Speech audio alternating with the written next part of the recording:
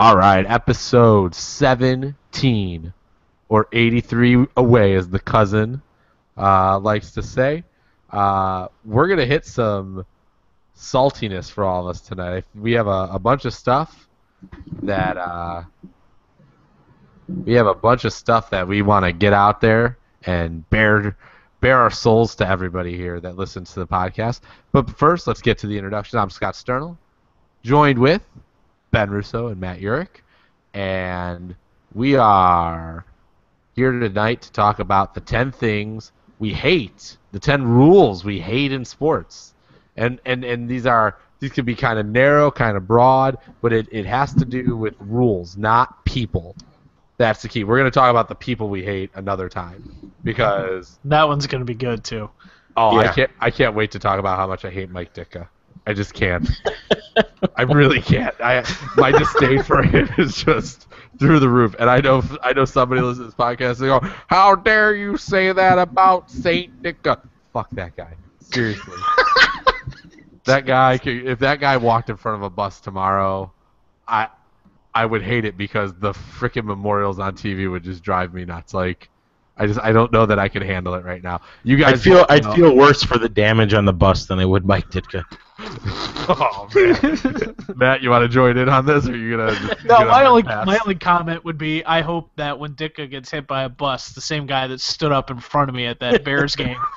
Oh, we'll tell that story one day too. That's good. That's what we call a tease in the business. That'll be a person on the list. Oh, that's my number one. Not that guy specifically, but in general. But that guy, that moment represents.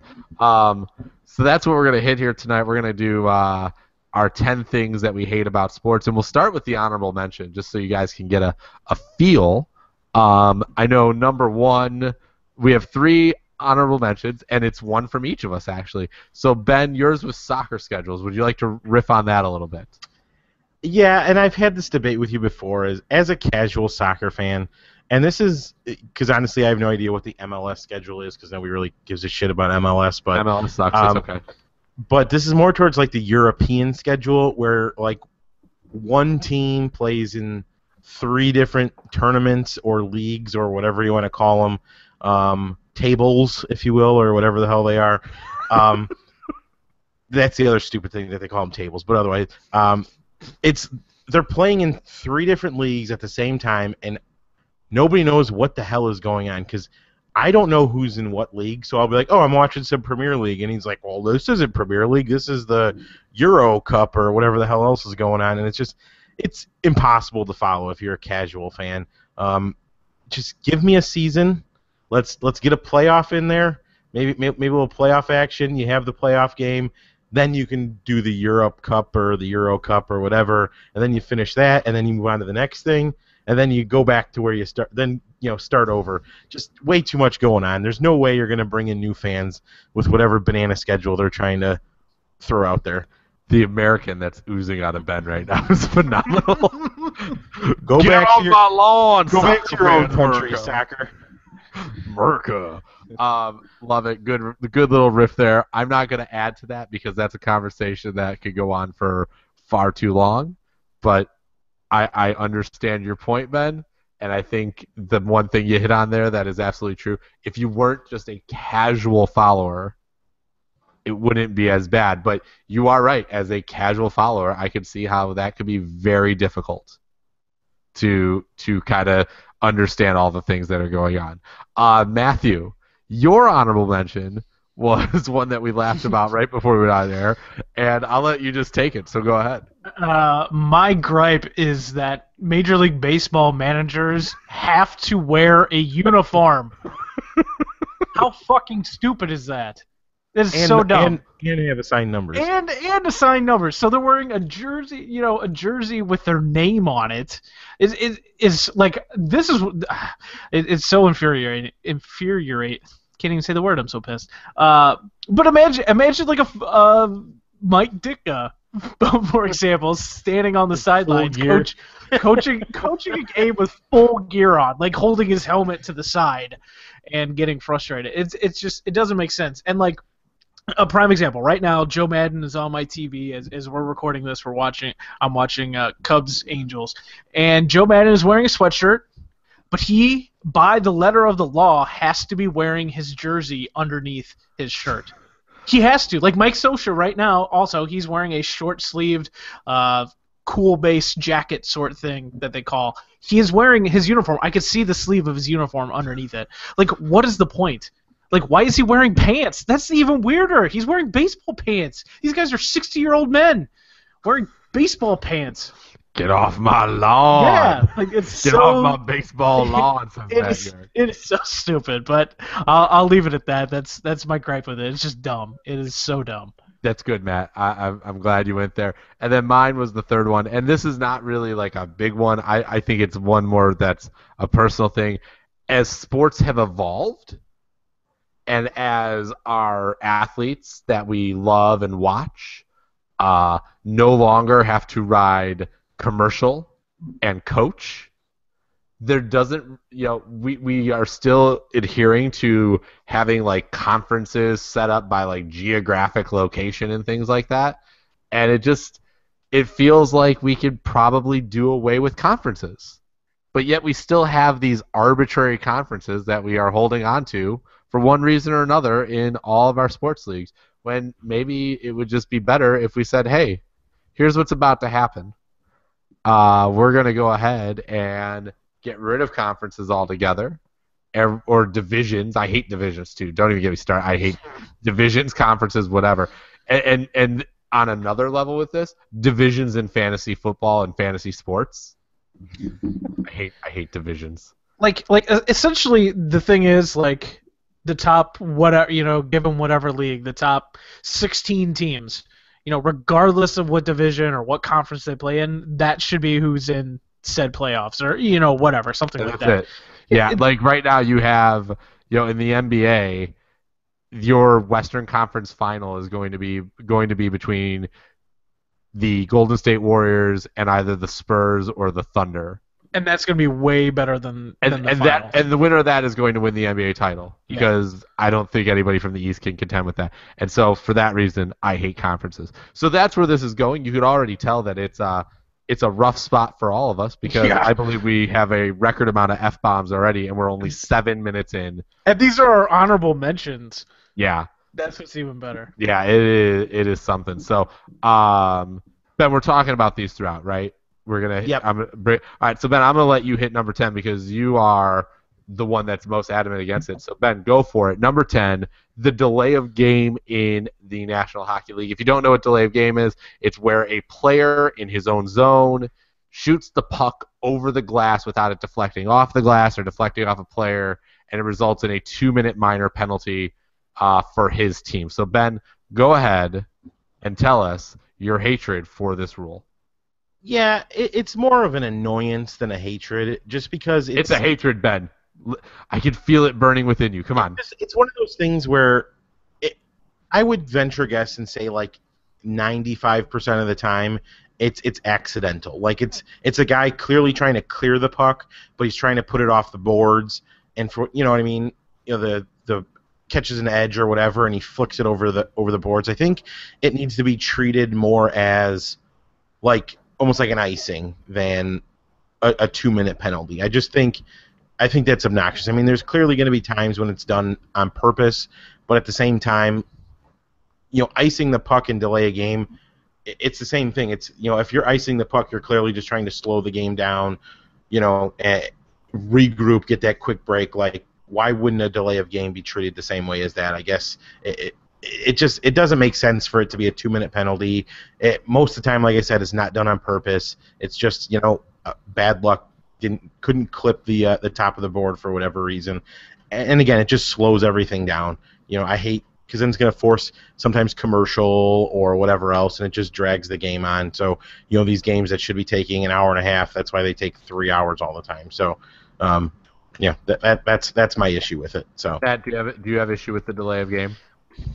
I'm sort of with Ben on like, I feel like it should be a discretion. It should be at the ref's discretion. Do you feel that it was truly, you clearly tossed it out because you wanted to stop the game. And like, there's key moments where something like that's going to happen, and I think it should be used with discretion. But I agree. I don't get that upset about it, but it is kind of, I mean, it is kind of shitty that happens, and then you got to take a 2-minute penalty for it. And I don't know. It just doesn't seem fair. All right, so there you go. Delay of game. One that can really be super annoying. All right. Number 9. Who put this on the? Is this a Ben? Is this a Matt? This is me. This is me. All right, Matt, go for it. Offsides in soccer and hockey. What is your issue with offsides? Okay, my issue with this is, what's one of your favorite things in a football game? Imagine a receiver getting wide open deep down the field because a safety trips or a safety plays a wrong angle or something to that effect, and there's this huge deep pass down the field, and it's just like an amazing play.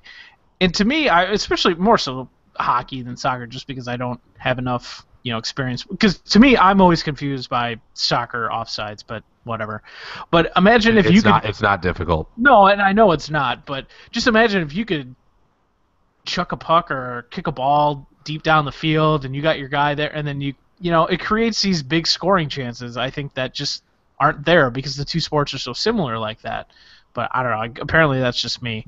No, I agree with you because I think I don't understand. I mean, I guess I should say I understand why they have it, but at the same time, like, there would just be something you have to game plan for. Like, if the Hawks want to plant Patrick Kane in the offensive zone the entire time, and the defense doesn't want to have somebody back there to, make sure that Kane isn't standing there by himself, then you put somebody back there. Like, I don't understand. Like you're taking a risk. You're taking a risk. The team wants to cherry pick. Let them defensively. cherry pick. Yeah. Then you basically have a power play when you're in the offensive zone the entire time.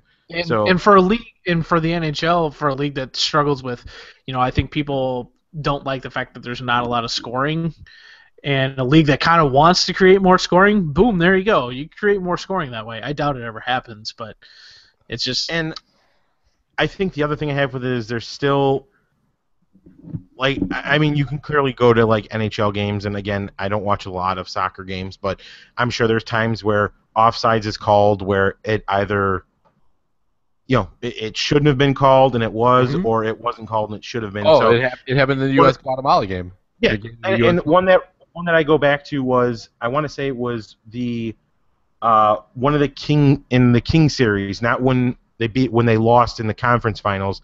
The Kings had an OT winner, and the Kings guy, no joke, was legitimately 2 paces in on an offsides, and it wasn't called. And it's one of those things where it's just like, you're so dependent on a ref being in perfect position to make that call that if they're not in the position, you're going to miss the call, and could cost you a goal or a game like it did then. And I mean, I'm not saying it happens all the time, but that's now video reviewable now. But let me just say, to strengthen your argument, I'm going to go back to the year 1994, a little game on the Sega Genesis, NHL 94, and what was the penalties you always set? On, comma, no offsides. yeah. That was the rules, man. There was no offside when you played, and that, to me, is why offsides is stupid. And some may disagree, but let's go. If I want to plant a guy, like you said, Ben, down at the net, let's do it. Let's have some fun. Let's roll. All right, number 8. I know I had it on mine. I don't know if you guys did, but the college, I had it as well. Yeah, the college bowl system for football. Here's my biggest beef. Before we even get to, like, let's take corruption and put it off to the side. Let's pretend this isn't set up in a way because of corruption and people getting kickbacks and money, even though we know that's exactly what's happening. But let's pretend. One of my biggest issues is you had some 5 and 7 teams. Yeah. 5 and 6 teams playing in bowl games. That sucked. And I think even more now in the last 2 years, you have moved to a playoff, which I think the playoff system has been awesome. Agreed. But this is really, really freaking stupid that you have these postseason bowl games. That There's means only, absolutely there's only one nothing. postseason that matters right now, and it is literally the 4 teams that are playing in the Final Four of football. I don't really need to see the rest of the bowl games. I'm okay if even like with the bowl system we wanted to keep it to the Final Four and then like 5 other bowl games for 10 other ranked teams, and that's it. But like I didn't need to see Northern versus Boise in the Poinsettia Bowl. I didn't need to see it. There's no reason to see it. Yeah, like Yeah. I'm looking through some of these bowls just out of curiosity from last year. Did you know there was a Potato Bowl? Yeah, the Idaho Potato Bowl always is. I mean, who wanted to watch Akron and Utah State? It's just they're fans, and I guess they get schools get money for this sort of thing, and you give the kids an opportunity to play maybe on a big stage, meaning they can play on like ESPN2 and they get bags of swag and that sort of stuff. But come on, man, like it's so pointless. It doesn't make sense. Like you said, Scott, when we already know how the system works now and I've been a big fan of the playoffs as well.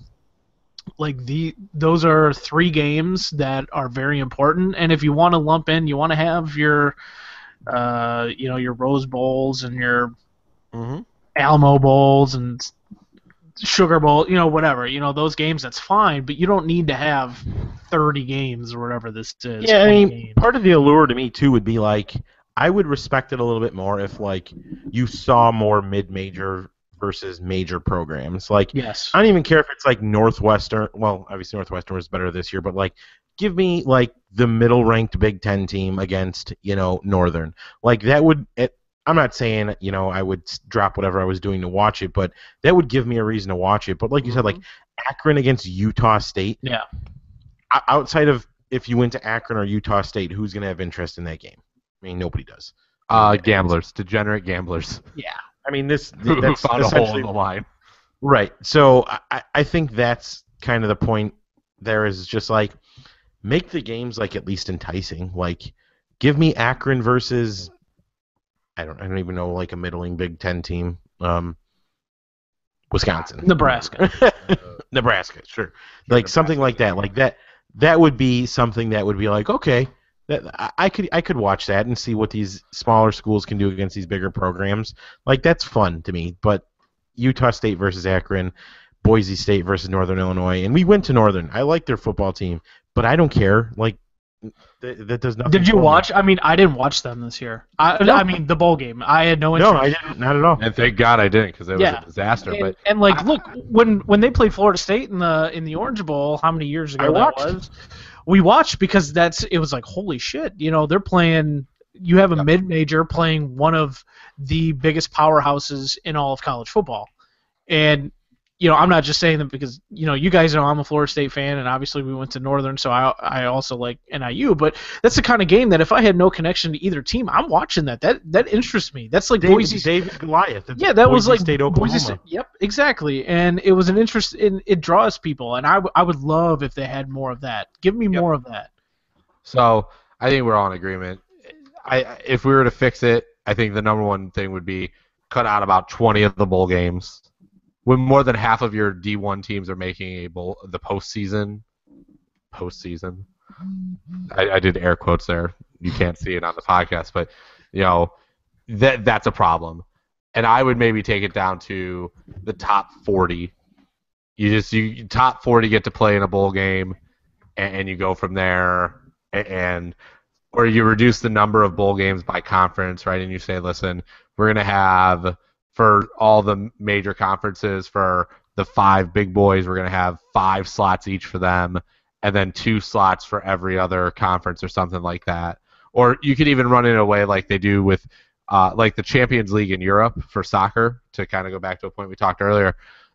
Each league that contributes to the Champions League, which is like all the best teams in Europe playing it in a mini tournament, it's based on like how good your teams perform in all competitions. So like if the MAC has a really good run, they would get more bowl invites into that system. And if like the SEC is having, like the SEC's had a really good run, so they would get 7 invites in the system, whereas maybe the ACC, which was kind of down at one point. You're like, oh well, they only get 4 invites into the system. Like you could even do something like that to kind of balance it out. But it's too big, it's too bulky, and it just drains the fun out of the sport. All right, number 7. This one's a big pet peeve for me. Either of you guys have this one high on your list? NHL overtime. I don't remember. Mine was right around here. Yeah. I hate the regular season overtime. I do. I hate shootouts. I hate 3-on-3. It's too gimmicky. Just give me ties again. Just give me the damn tie. Yeah. Ed? Yeah, I'm with you. I mean, I do think shootouts are fun, but I don't think it's a way to decide. I mean, ultimately, that's those are deciding who makes playoffs and who doesn't make playoffs. Especially at the bottom of the conference and stuff like that. Like, yep. Because I have one guy who is better on a shootout than your guy, or whatever the case is. Like, that's ruining the whole concept of a team sport. You know what I mean? Like, hockey shouldn't be a one-on-one matchup. That decides it at the end. I agree. Give me the 5-minute overtime. And call it a tie. Even if you want to do 4-on-4 for 5 minutes, that's fine with me. I don't really care, but I don't like the shootout at all. I think, like I said, it's fun, but at the same time, I don't think it should decide, who goes to the playoffs or not. So, yeah, Matt, your thoughts on the overtime, NHL overtime? Yeah, I agree because I think it's kind of foolish that a gimmicky thing like a shootout wins a game or earns you points, whatever you want to say. I guess wins a game. I mean, it's like having a home run contest at the end of a game. If the Cubs and the Angels are tied at the bottom of the 9th, we're gonna move on to the home run derby, and I don't know. I'm not a fan. I'm also not a big fan of the point system. I think it should just be a win, a loss, or a tie. But we've talked about this before, and Scott, particularly you before, that Americans have this issue with ties. Yes. And people can't. Yeah, and it's like this thing that people can't compute, and they can't process that that's something that can feasibly happen because it's okay. There has to be tie. Yeah, and like everybody though in this country are sort of we're accustomed to. It's so black and white. It's a win or it's a loss. There's no in between. And like people lose their minds. Like I remember that years ago when the Eagles and I don't remember who else. The Bengals. They had a tie, and it was like people were losing their minds. They couldn't fathom that was even possible. Yep. It shouldn't be that difficult to figure out. And for whatever reason, people have an issue with it. To me, I think I'm with you. I think if there's ties, there's ties. Whatever, it's not that big of a deal. It's not the end of the world. But people are gonna get bent out of shape, so they feel better that you get a point if you last through the loser point and then the gimmick extra point for the win. Extra point because my skilled skater out tripped one through the legs. I will say, Ben, I'm not even a fan of going to 4-on-4. I just want it to stay 5-on-5. I'm just saying, if that's the compromise, sure. I just but by saying, we're gonna go to 4-on-4, the NBA would never, ever, ever turn it into we're gonna go 4-on-4 for overtime, and that's ridiculous. It's something that's not going to happen. But at least in the NHL, playing 4-on-4 hockey is something feasible that can happen throughout the course of a game. That is true. So fair enough. 3-on-3, not really. I can't tell you. I can't even tell you the time I saw 3-on-3 in an NHL game. In an NHL game during the actual game itself. So I mean, 4-on-4, okay, I get it. You're opening it up a little bit. It's something that could feasibly happen in a hockey game. But yeah, I mean, I'm just saying, in the grand scheme of things, if it led to getting rid of this stupid shootout, I'm all for it. So I stand by the fact that your overtime should stay consistent from regular season to postseason. Right? Just and in terms of looks, right? I understand I want the tie in the regular season. You can't have the tie in the postseason for the NHL. But I want it to be the same. If we're gonna do 5-on-5 in the postseason, let's do 5-on-5 in the regular season as well. Right? Let's just keep it consistent and go from there. So we'll go with that. Number 6. In honor of number 6, I'm just going to stop talking and blow a whistle every 5 seconds, and then we'll go to the monitor to review because we're talking about the final 2 minutes of any. Don't forget, I want to call it. I want to call a timeout. Okay, timeout. In all seriousness, though. Can I get a timeout real quick? There it is. Final 2 minutes of an NBA game. It's awful. There's no flow. It's not even watchable. It is. It is unwatchable. Like I will turn it off and come back and be like, okay, who ended up winning? It's just it's absolutely brutal to watch. And the NBA should be embarrassed about what they produce the final 2 minutes of games. 2 minutes should not take 25 minutes. How do you fix it? What is your proposal to fix it? Ben.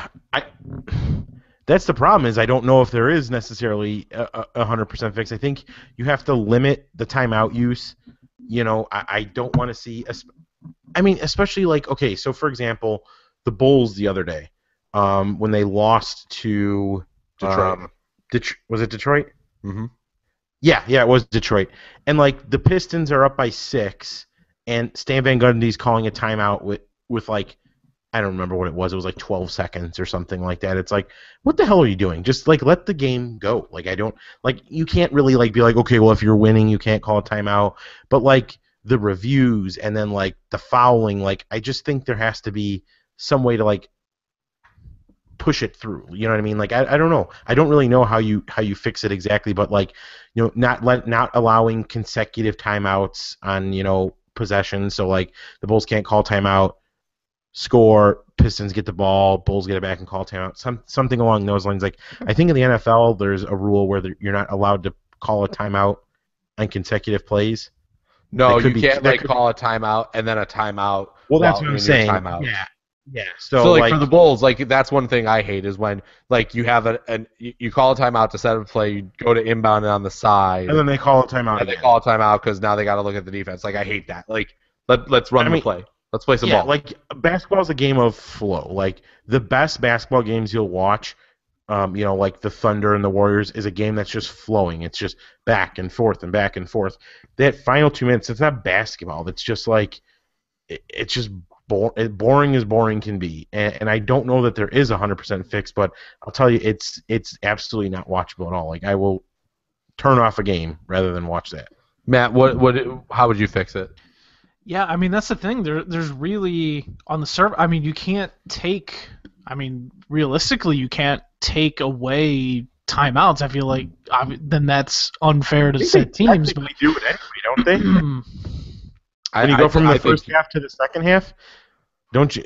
You can't go into the second half with more than 4 timeouts, right? Yeah, that's true. Like you can't. I would limit it to 1 timeout personally. I'd say you get 1 timeout in the final minute.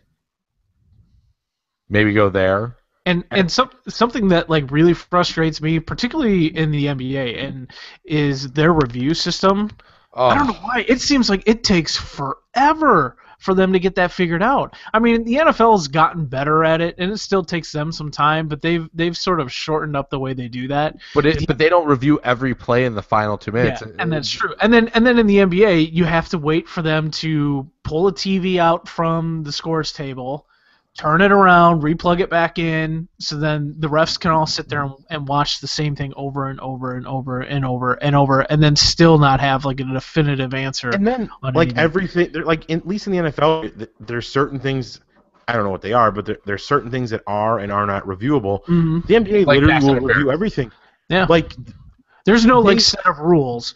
They reviewed a charge. Like, again, the Bulls-Pistons game, again, is the most recent one that I watched, where Butler jumps in front and takes a charge where they call a blocking foul on Butler, and then they go review to see if it should have been a charge or a block, and it's like, no, like, that's, you can't do that. Like how is, like, you're going to just, like, that's, call because it if you, like, because if you nitpicked everything like that. Then you need to review every play, every time, the entire game. Yep. It's the same thing. You can make that argument in, like, the NFL, where you notice how, like, during the regular, you know, as the game's flowing, the umps or the whatever the referees walks the ball up and places it, whereas the final 2 minutes, all of a sudden he's sprinting. Like, no, like, stay consistent. Like, if you know, like, if he's walking it up during the regular game or during the non 2 minutes, like he should be running it up every time at that point. Like if you're gonna change the way you call a game in the final 2 minutes, you can't have that. Like you shouldn't do that, and that's what makes the game bad. Well, here's what I would say. I would say the review system is bad to the point that like if I'm a Major League Baseball fan, review is one of the things that we're getting more of in baseball.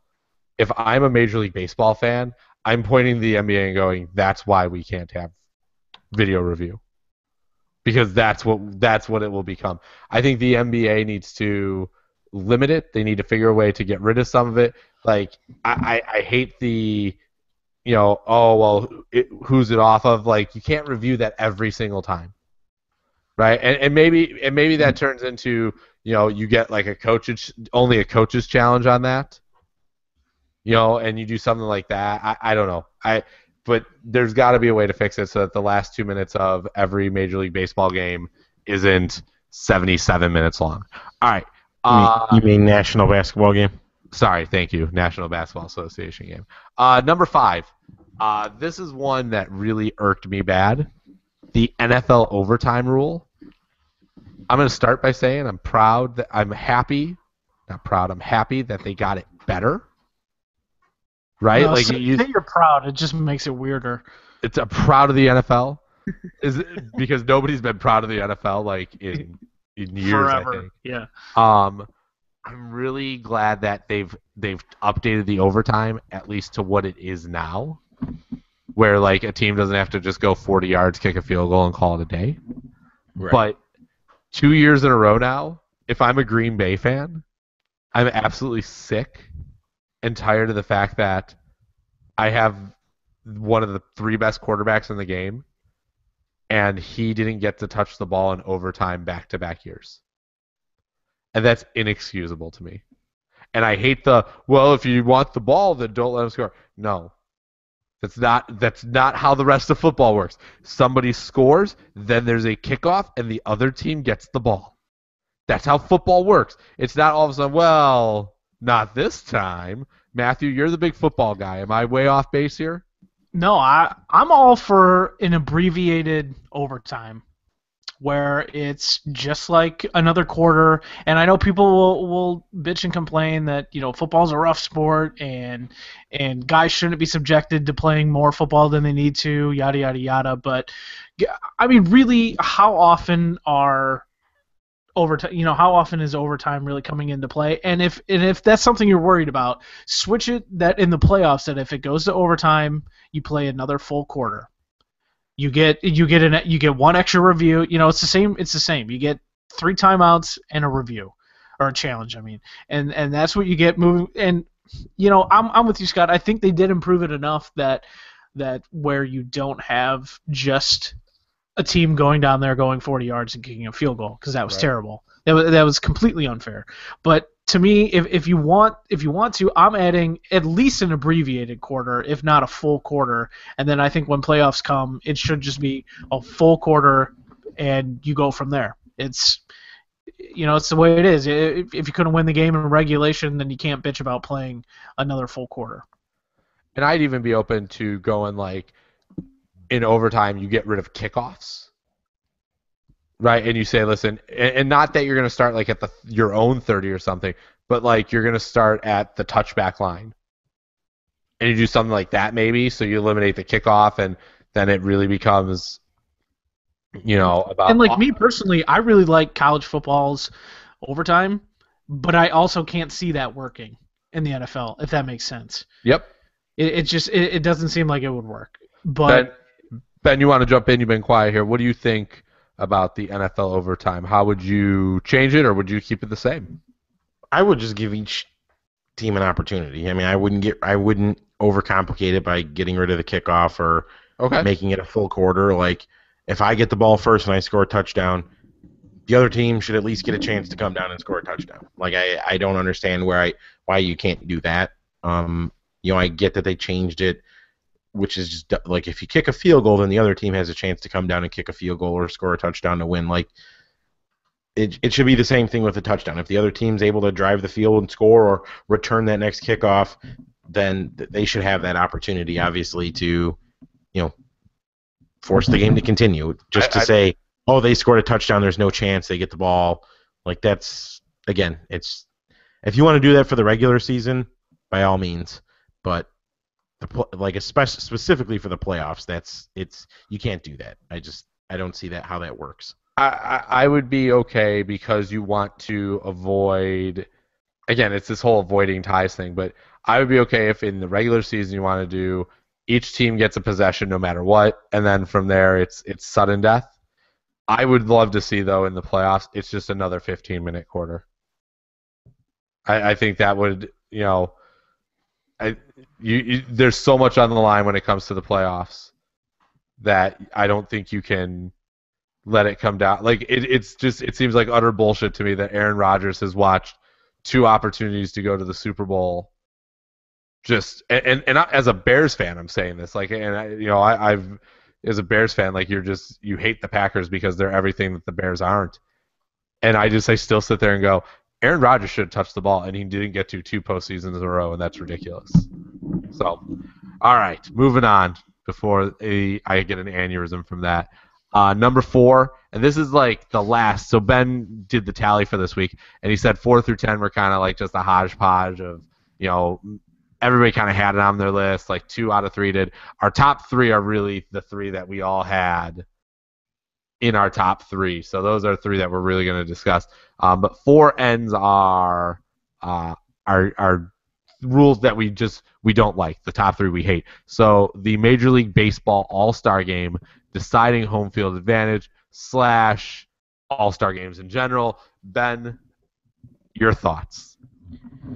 Yeah, I had the All-Star Game deciding home field advantage, and then I also had just All-Star games in general. So I just figured it made sense to put the 2 of them together, obviously. Yep. Just to touch on the All-Star games in general, we talked about the Pro Bowl before, where it was like, there was like 108 Pro Bowl players, so like 20% of the league was a Pro Bowler.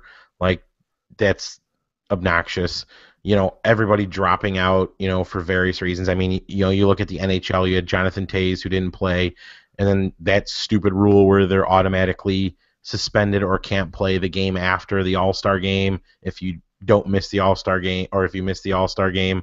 But then the home field advantage one, like, I completely understand that baseball tried something after that debacle of an All-Star game where the teams ran out of pitchers. Like, I understand them trying to be like, okay, like, what can we do to make sure this doesn't happen again? Just the wrong way to go with it, something like that. Like, wrong way to go with it. And it's not just that, like, okay, so like a perfect example would be, whatever year it was when the Tigers like flirted with the worst record in baseball, or maybe they ever, and maybe they broke it. I don't even remember, but they had like 120 losses. Like, that team was awful. Wait, was that the year that Mike Maroth lost 20 games? I think so. Yeah. And the Tigers, like, every team has to have an all-star. But like, if you suck, like, why do you get an all-star? And then that guy who stinks is deciding whether or not another team has home field advantage or not. Like, I don't understand why they just don't go by record. Like, it's stupid to me. Like, if you're gonna have it be this home field advantage or whatever, then you need to let you need to not let the fans vote people in. You need to not require teams to have players in the All-Star game. Like, you need to just change the way they go about it and legitimately let the manager pick his guys, because odds are the manager who's managing that game is a team who's contending. So it's just stupid to me. Like, I don't get it. It's a dumb thing. If you want to make sure that the games are played the right way, expand the rosters by 5 guys and let them add more pitchers, and then you don't have to worry about running out of pitchers. Don't worry about, let's hope he gets in the game so that fans can see him get one out. Like, who cares? Just play the game like it's supposed to be played. And then, whatever. I mean, nobody really cares about it anyway. It's all about the home run derby, which Chris Berman ruins every year anyway. But he'll be on the list of people we hate. It's just, I don't get it. I don't get it at all. It's a stupid rule, and letting an exhibition game decide who gets home field advantage is obnoxious. All right, so I'm going to jump in with 2 points here. Number one, I think Major League Baseball, now that they've really expanded interleague play, has a very easy way to decide home field advantage. If you don't want to do best record, you just go ahead and say we're going to do your interleague baseball record is going to be the tiebreak. So the team that has the better interleague record of the two that make the World Series, that team gets home field advantage. Right? I think if they want to go and do something like that for who's getting home field advantage for the World Series. As far as All-Star games go, they just don't matter anymore. They're a relic to an era that doesn't exist anymore. I liked what the NHL tried to do this year. Yeah. Like I think they're in the right direction. I don't know that it necessarily worked all the way. But it was fun. I think the NHL idea could be just awesome for the NBA. Like that could be a legit 3-on-3 tournament and be a lot of fun on All-Star weekend. But I think the All-Star game more and more just doesn't really have a place. And if you wanted to have like an All-Star celebration, Major League Baseball makes the Home Run Derby their focal point. Awesome. Could the NFL do like the old quarterback club competition? Remember the old Super Nintendo game where you have to hit the movie targets and you have to throw the ball as far as you can? Like you have that kind of a competition, and you do something for or you like do the combine essentially for your Pro Bowler. I don't know. You do something like that. That could be a lot of fun. The NBA, I think. The NBA has a decent weekend. The three-point contest is fun. The NBA dunk contest seemed to be revived this year. And then I think if you move away from the classic 5-on-5 and go to like an 8-team 3-on-3 tournament, that'd be fun. And then hockey, they can do whatever the hell they want because nobody's watching it anyways. I think that's where All-Star games are headed. And I think the leagues are holding on to a relic of the past that just doesn't exist anymore. Matt, you want to close the thought out on this one? Just real quick, I was sort of in my own world here looking something up because it was pissing me off. When Ben mentioned the comment about how stupid it is in Major League Baseball that a team has to have a representative, I've always thought that was really dumb. And for some reason, I kept thinking, I was like, there was a Kansas City Royal who was really bad that was an all-star years ago. So I finally found it. 2006, the great Mark Redman was an all-star, and he finished the year with a beautiful, where are we at, 5.71 ERA. Amazing. Just awful. That's an all-star. And that's terrible. That's so dumb. It doesn't make sense. I've always been, the All-Star games, especially like Pro Bowl, to me, I think the Pro Bowl in the NFL should just be you get credit for being named a Pro Bowler, and that's it. No game played, no guys bailing out, no Teddy Bridgewater being a Pro Bowler because 5 other quarterbacks bailed. And in the grand scheme of things, that looks so terrible on a guy like. You look at it, and even look at Jay Cutler. Jay Cutler made the Pro Bowl in 2006, whatever year that was, because people bailed. I mean, it's and then for the rest of his career, it's Pro Bowl quarterback Jay Cutler. It's dumb. All-Star games are pointless. Agreed. All right. The top 3. This is where our hatred is. Let's recap real quick. 4 through 10. 10, the delay of game rule in the NHL. 9, offsides in soccer and hockey. 8, the college football bowl system. 7, the NHL regular season overtime, which is stupid.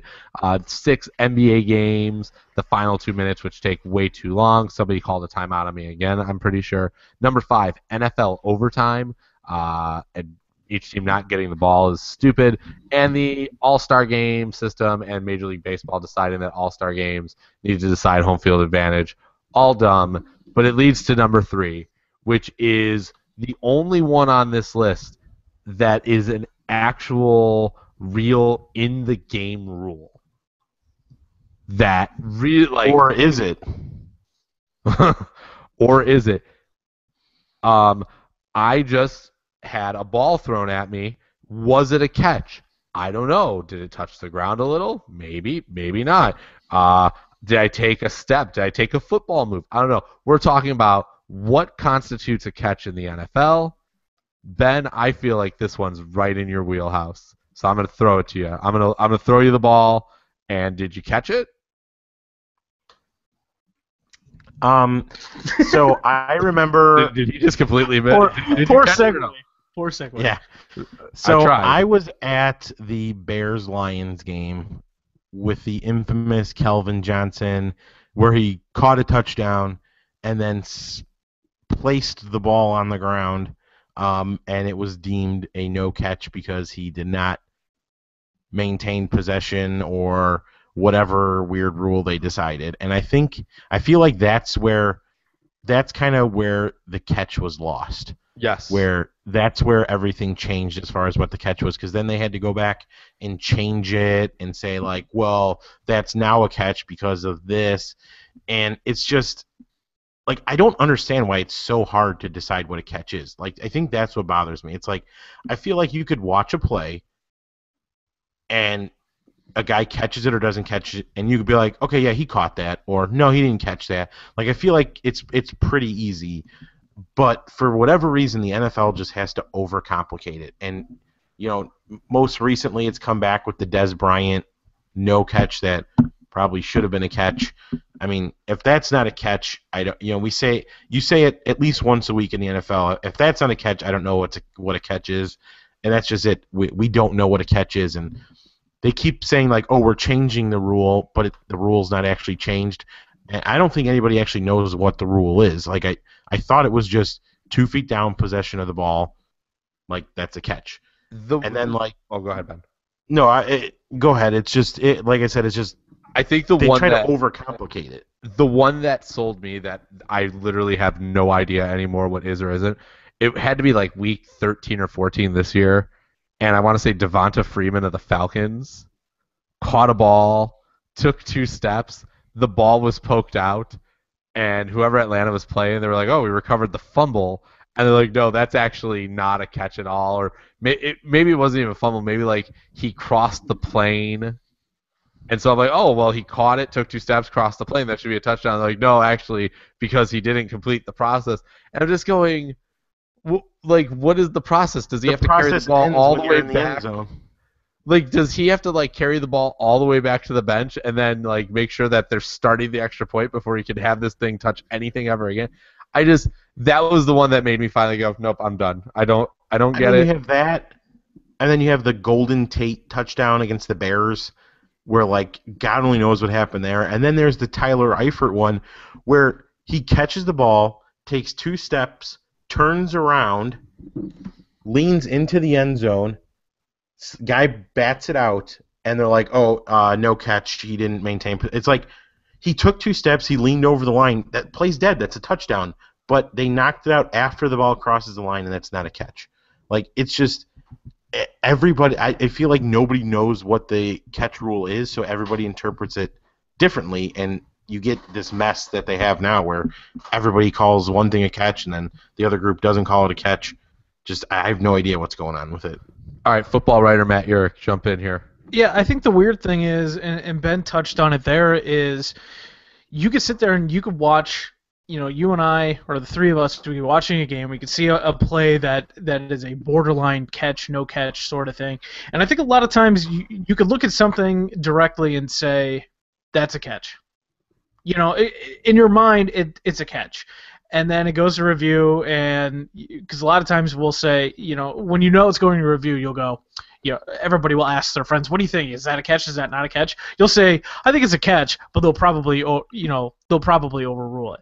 Because the NFL has such an issue now with, I think they've taken common sense out of it, and that's become the toughest thing because they've made everything so wordy in terms of their rules. Because at the beginning of this year, before the start of the 2015 season, they took the words football move out of the catch rule, but they still applied it to the rule. Mm-hmm. Most refs still applied it that way. And I've always had an issue with, if you're a runner, all you have to do is break the plane with the football. Yep. But if you're a receiver in the end zone, you have to completely come down with the ball in the end zone. And the NFL has an issue. They don't seem like they want to fix it, or that they really have an answer to fix it. Yeah. And because they had the meetings, the GM meetings and owners meetings and all that stuff this year, and they went over rules, and the catch rule was not changed. So it's I don't know. Still Like complicated. it's still complicated. Like back to the Kelvin Johnson catch, no catch. That's a catch to me.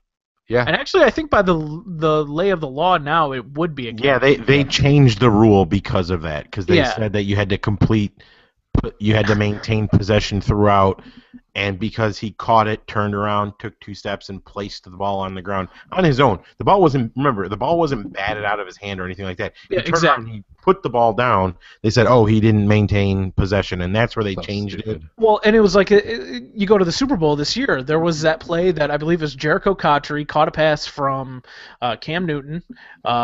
It was the first time the Panthers had a decent play in the middle of the field. They picked up some big yards, and then the play got reviewed. And it was one of those things where a lot of people, even the people on the telecast, Jim Nance and Phil Simms, take Phil Simms for what it's worth. Hey, Mike Carey said it was a catch. And Mike Carey, and that's true, he did. And you know, As soon as he said it was a catch, though, I know all three of us were like, no, it's not. yeah, and yeah, they say it's a catch, and then it's ruled not a catch, and then that completely alters the game because I believe the very next play was the Von Miller strip sack turned into a touchdown or something to that effect. I remember something terrible happened right after that play. So it's a problem that the NFL doesn't really seem too worried about fixing right now, and it makes watching games very frustrating. I'm just gonna put it this way: they should look at the catch in football should go with the same thing, the same way we judge indecency laws in this country. Do you know the standard of what's considered indecent by the law?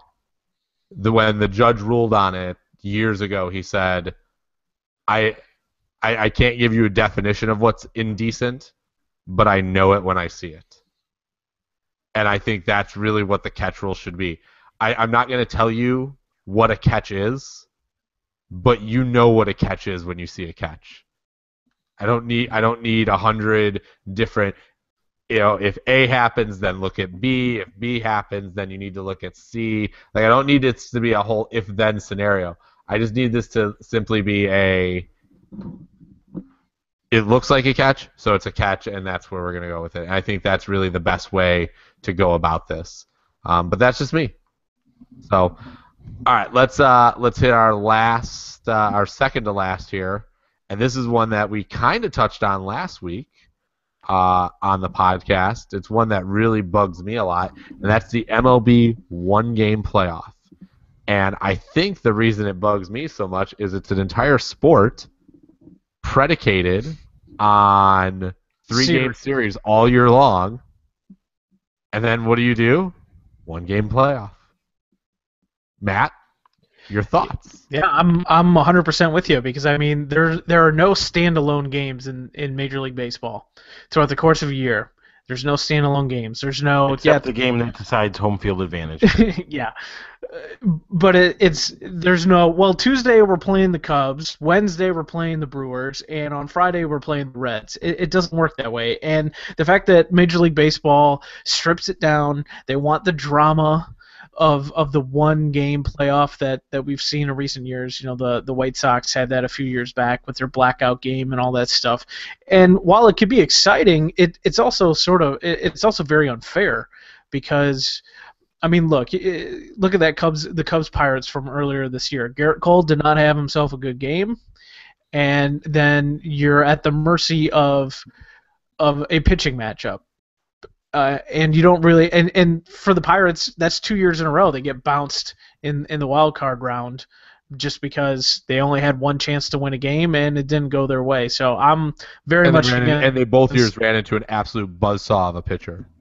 Yes. Yeah. Exactly. I mean that can't be overlooked. I mean, you heard when I was making our predictions. I said, I think the Sox could get in that one game playoff, and if they do, I think they'll go on. Why? They've got Chris Sale. Right?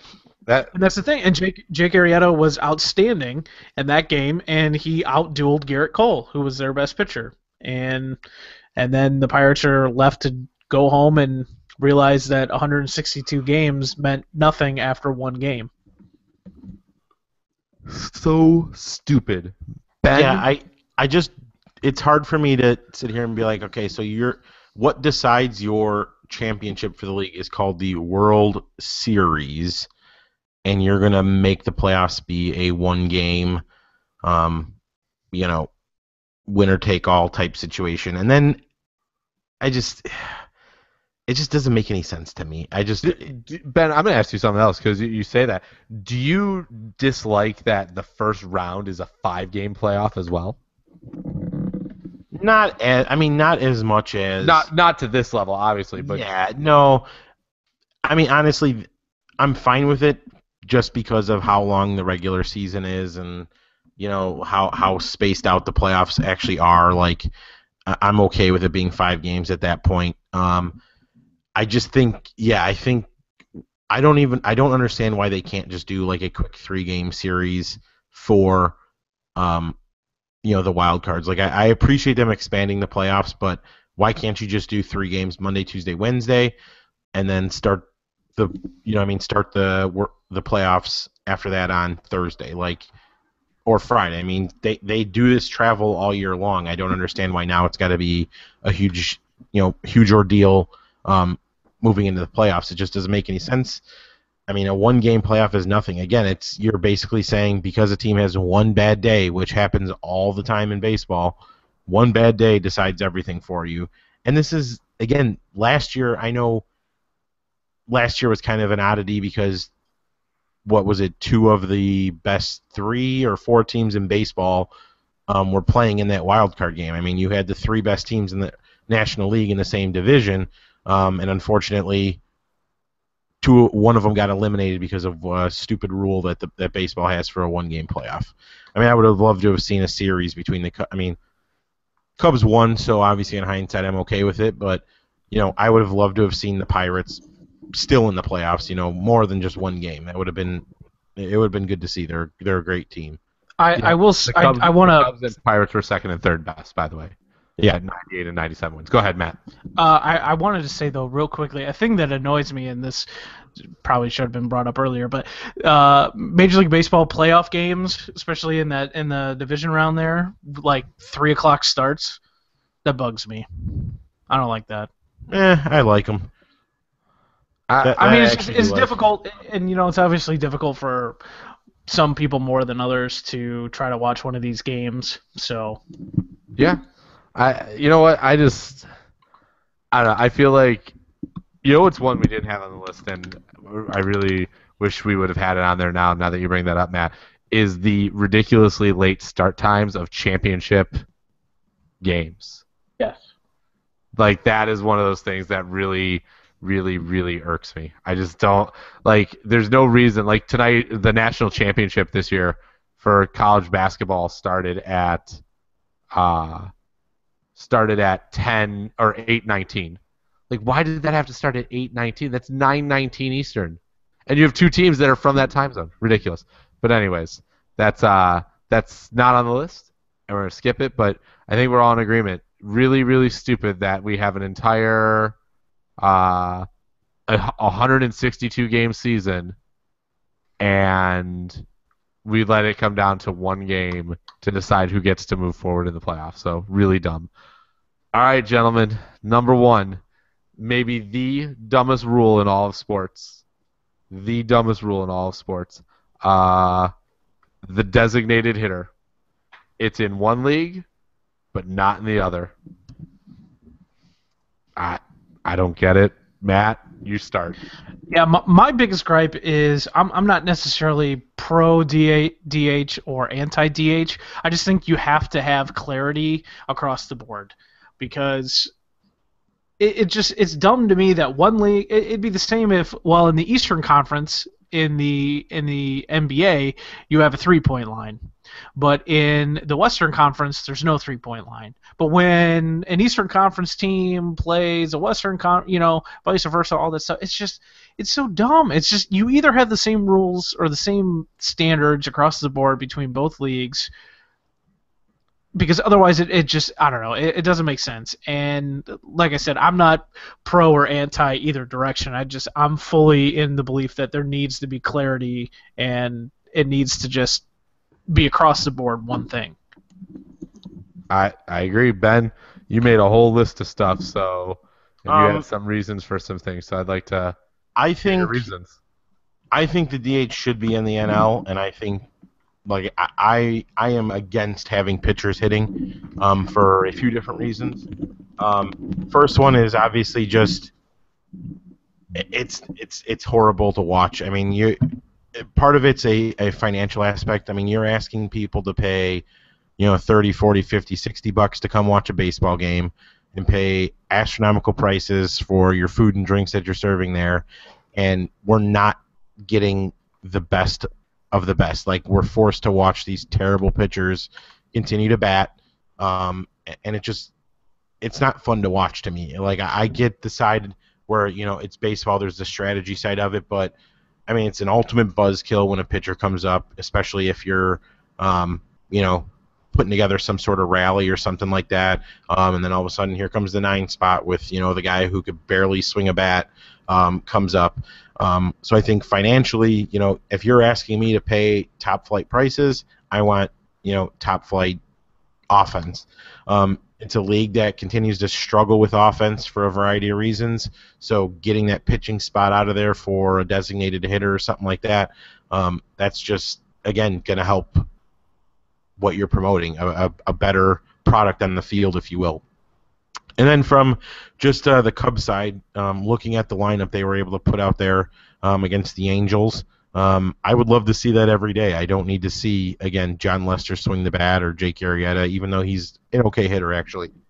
And you look at the Cubs, obviously with Schwarber, kid's a prime candidate for DH. Yeah. And they got that Vogelbach down in the minors. Everybody says he's a prime candidate to be a DH. Like, there's a lot of players, there's a lot of guys in Major League Baseball and more so in the minors and stuff hanging around that they have awesome bats, but they're so terrible in the field that they can't get playing time. And I'm not saying Schwarber hasn't improved or hasn't become a better player because, well, I guess we don't really know that yet, but to have that ability for him to just be a DH every day, I mean, I would love it. But Major League Baseball, they're so stuck in their ways with so many things that, sort of is what it is. Well, the DH, get rid of it or keep it for both leagues. Just get it done. I hate the fact that we have one. It's 2016 and we still have 2 sets of rules for 15 teams on each side. It's ridiculous. It's really dumb. So there you go. For the record, we're all a little distracted after watching that national title game. So we're pretty out there. We're recording this on Monday night, and we're in the midst of Villanova topping North Carolina on arguably one of the greatest finishes of a national championship game ever. And as you can see, we all trailed. We all started trailing off the moment this game got close at the end. Can I just say, that shot left, he hit it, the confetti falls, and I'm like, please, please, please let that shot be no good so that we have to clear the court of all of the confetti. Yeah. It would have been just the most amazing thing ever. I just can't. Man, I feel good for Jay Wright, the coach of Villanova. Oh, yeah. He deserves this one. He's gotten a bad rap over the year for not being able to win the big one. So good for him, and fuck Roy Williams. I hate that guy.